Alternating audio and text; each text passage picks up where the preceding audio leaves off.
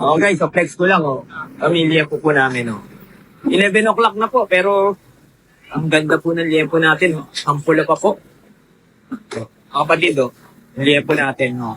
Pwede po kayo mag-ihaw.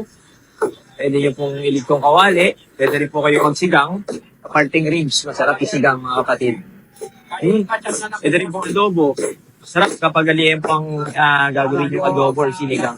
Kasi yung texture niya, maganda. May pantay, may taba, may laman, tapos may buto. Hindi siya dry. Juicy siya pag niluto mo. Okay? Ganyan mga kapatid.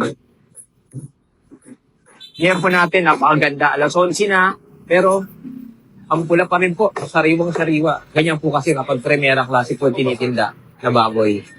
Kahit alas 11 na, alas 12 na, kahit hanggang hapon, mga kapatid, ganito pa rin po ito. Ito talaga pag premiera klase. Ang presyo po lang ng liempo natin is 350 pa rin, no? 350. Mga kapatid, oh, pork chop, oh. 11 o'clock, pero pula pa rin, oh. Kapatid, oh. Sarap pork steak, oh. Pwede nyo na pong prito. Okay, pwede nyo pong pakakuha natin tong buto na to. Pagawin natin spare ribs. Pwede natin pang sigang, mga kapatid. Ayan, guys, ang pula pa rin po. Alas 11 na po. Pero ang baboy natin, ang pula pa rin po. May premiera klase po kasi ang baboy natin. Guys, punta na kayo sa mga outlet natin, mga kapatid. Wala pang ulam dyan. Pata. Meron na ganyan. Pata, mga kapatid, oh, 180 pesos lang po. Ang kilo ng pata natin. Naka-promo po tayo ngayon, mga kapatid. Okay.